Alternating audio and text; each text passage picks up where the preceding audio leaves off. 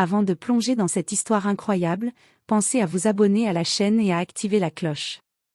Ici, chaque récit a quelque chose à dire, et vous ne voudrez pas en manquer un seul. Dans une grande villa surplombant la ville, Edward Whitman, un milliardaire connu pour sa réussite impitoyable dans la finance, menait une vie de luxe entourée d'œuvres d'art rares et de voitures de collection. Mais malgré toutes ses richesses, une solitude profonde le rongeait. Un soir pluvieux, alors qu'il revenait d'une réunion tardive, une servante frappa timidement à sa porte. Dans ses bras, elle portait 2 petites filles, couvertes de couvertures humides. Leurs yeux, d'un bleu pâle presque translucide, ne voyaient rien du monde qui les entourait. Elles étaient aveugles, abandonnées et vulnérables. Edward hésita. Son empire reposait sur le contrôle et la logique, pas sur l'émotion. Et pourtant, un sentiment inexplicable le poussa à tendre la main. « Elles resteront ici, jusqu'à ce que je trouve une famille pour elles, » murmura-t-il. Mais il savait déjà, au fond de lui, que leur présence allait bouleverser sa vie. 20 ans plus tard, les filles Clara et Lillian revinrent, transformées par des années de courage, d'indépendance et de mystère. Leur retour fut silencieux au début, mais lorsqu'elles franchirent le seuil de la villa, chaque invité de l'Edward, chaque membre de son cercle, resta figé. Non seulement elles avaient survécu, mais elles avaient prospéré. Et ce qu'elles allaient révéler allait changer à jamais la perception que le monde avait d'Edward, et peut-être même le cours de sa vie. La pluie s'était enfin arrêtée lorsque Clara et Lillian, maintenant jeunes femmes, descendirent du taxi devant l'immense villa des Whitman. La voiture glissa sur l'allée de gravier, mais elles ne vacillèrent pas.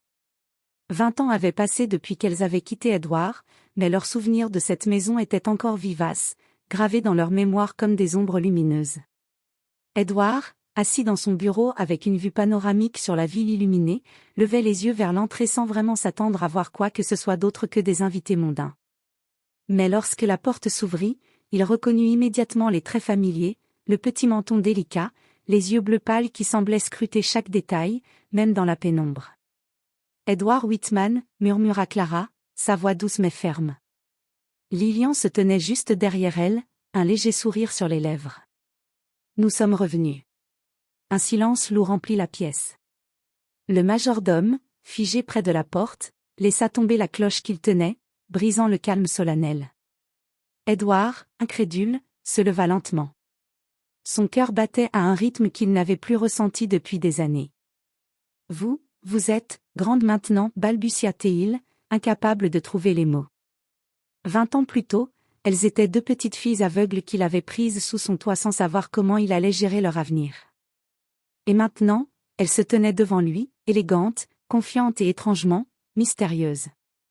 Clara avança d'un pas, et pour la première fois depuis longtemps, Edward remarqua quelque chose qu'il n'avait jamais vu, une force intérieure rayonnait de ses yeux, malgré l'absence de vision. Lillian posa sa main sur le bras de sa sœur, silencieuse mais protectrice. « Nous avons beaucoup appris, » dit Lillian. « Et nous avons quelque chose à vous montrer. » Edward sentit une vague d'anticipation mêlée d'inquiétude. Que pouvaient bien vouloir 2 jeunes femmes qui avaient grandi dans l'ombre de sa villa et de son empire? Et surtout, pourquoi maintenant, 20 ans plus tard, étaient-elles revenues ensemble? Avant qu'il ne puisse poser la moindre question, Clara sortit un petit coffret de sa poche. Edward reconnut l'objet immédiatement, la vieille boîte qu'il avait offerte aux filles lorsqu'elles étaient encore enfants, contenant des lettres, des photos et des souvenirs qu'il pensait perdus à jamais. « Vous nous avez donné un foyer, » murmura Clara. « Maintenant, nous voulons vous montrer ce que nous avons construit, grâce à vous. » Edward sentit ses yeux s'embuer. La villa, autrefois silencieuse et froide, semblait vibrer d'une énergie nouvelle. Les 2 jeunes femmes, aveugles autrefois et vulnérables, étaient devenues des énigmes vivantes, et le monde allait bientôt découvrir pourquoi leur retour laissait tout le monde sans voix. Le lendemain matin, la villa semblait différente. Même le personnel, habitué aux extravagances et aux imprévus d'Edward Whitman, sentait une tension inhabituelle dans l'air. Clara et Lillian ne parlaient pas beaucoup, mais chacune de leurs actions semblait mesurée, précise et étrangement puissante. Edward les invita dans la grande bibliothèque, un lieu qu'il considérait autrefois comme son sanctuaire. Les étagères en bois massif, chargées de milliers de livres, semblaient s'incliner sous le poids du silence. Parlez-moi de vous, dit Édouard d'une voix tremblante. Comment avez-vous vécu toutes ces années? Clara prit la parole. Nous avons appris à naviguer dans un monde qui ne voyait pas notre différence comme une force, dit-elle. Nous avons étudié, travaillé, et nous sommes préparés pour ce jour. Pour vous montrer que votre geste n'a pas été vain. Lilian ouvrit le coffret que Clara avait apporté et en sortit des documents, des croquis et des lettres soigneusement pliées. Nous avons fondé une organisation, expliqua-t-elle. Une entreprise sociale et éducative pour aider les enfants aveugles et défavorisés à réaliser leur potentiel. Et nous avons commencé à enseigner, à inspirer, à changer des vies. Édouard resta bouche bée. 20 ans plus tôt, il avait simplement voulu offrir un foyer temporaire à 2 petites filles perdues. Jamais il n'aurait imaginé que ce geste, aussi humble soit-il, allait se transformer en une force capable de toucher des centaines de vies. Mais pourquoi maintenant, demanda-t-il, la curiosité et l'émerveillement se mêlant dans sa voix. Clara sourit légèrement. Parce que nous avons appris à marcher seuls dans l'obscurité, mais nous voulions que vous voyiez ce que nous avons accompli. Que vous compreniez que votre compassion nous a donné les ailes pour voler. Édouard sentit un mélange de fierté et de culpabilité. Tout ce temps, il avait vécu dans son monde de chiffres et d'acquisitions, pensant que ses décisions n'avaient d'impact que sur son empire. Mais devant ces 2 femmes, il comprit soudain que la vraie richesse n'était pas l'argent, mais la vie que l'on change avec lui. Puis Lilian posa une main sur l'épaule d'Édouard et murmura. Il y a encore une chose, quelque chose que vous devez savoir. Avant qu'Édouard ne puisse demander quoi que ce soit, Clara sortit une enveloppe cachetée avec son sceau officiel. Ceci, ce que vous tenez dans vos mains, pourrait transformer votre vie et celle de votre famille. Mais vous devez être prêt à l'accepter. Edward Whitman, l'homme qui pensait tout contrôler, sentit pour la première fois le frisson de l'inattendu. Et il comprit que le retour de ces 2 jeunes femmes n'était pas seulement un miracle, mais le début d'une histoire qui allait bouleverser son monde, et celui de tous ceux qu'il connaissait. Edward Whitman prit l'enveloppe avec des mains tremblantes. Il sentait le poids de ce qui se cachait à l'intérieur, comme si chaque pli de papier contenait une partie de son passé et de son avenir. Clara et Lilian l'observaient calmement, mais leurs yeux brillaient d'une intensité qui mettait Édouard mal à l'aise. « Qu'y a-t-il dans cette enveloppe » demanda-t-il, sa voix basse, presque craintive. Clara échangea un regard avec Lilian avant de répondre. « C'est votre histoire, et la nôtre. Et elle commence par un secret que vous pensiez enterré depuis longtemps. » Édouard ouvrit le seau et déplia le papier. À l'intérieur se trouvaient des documents officiels, des lettres, un test ADN. Son cœur rata un battement en reconnaissant le nom inscrit, Edward Whitman, père biologique de Clara et Lilian. Il recula, le souffle coupé. Mais, c'est impossible.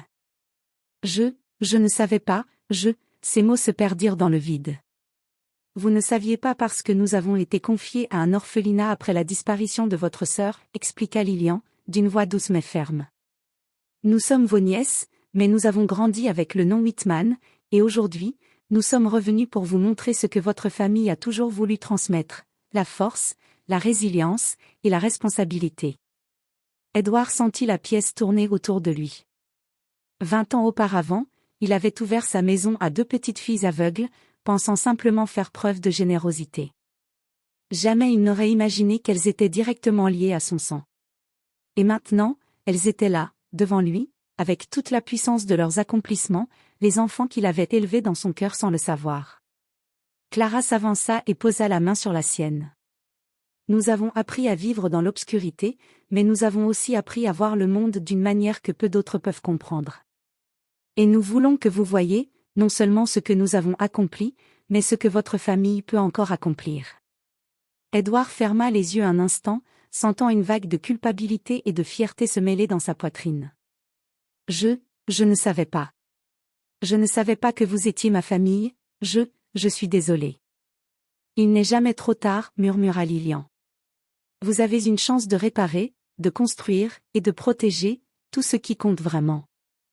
Le milliardaire, l'homme qui pensait tout contrôler par l'argent et le pouvoir, comprit soudain que la véritable richesse n'était pas dans ses biens, mais dans le lien qu'il avait avec ces 2 jeunes femmes incroyables. Et il savait, sans l'ombre d'un doute, que sa vie venait de basculer à jamais.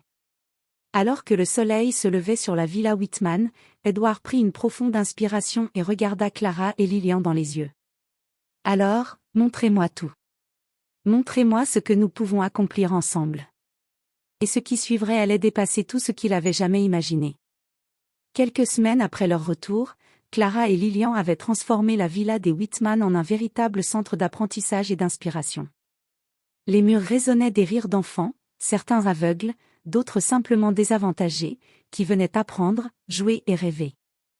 Edward, autrefois seul dans son empire de pierre et de verre, se tenait désormais au milieu de cette vie qu'il n'avait jamais imaginée. Un matin, Edward fut convoqué dans le grand hall par Clara. Elle tenait un dossier volumineux et un sourire mystérieux aux lèvres. Lilian était derrière elle, silencieuse, mais rayonnante. « Qu'y a-t-il maintenant ?» demanda Edward, bien que son intuition lui dise que ce moment serait encore plus bouleversant que tout ce qu'il avait vécu ces dernières semaines. Clara ouvrit le dossier.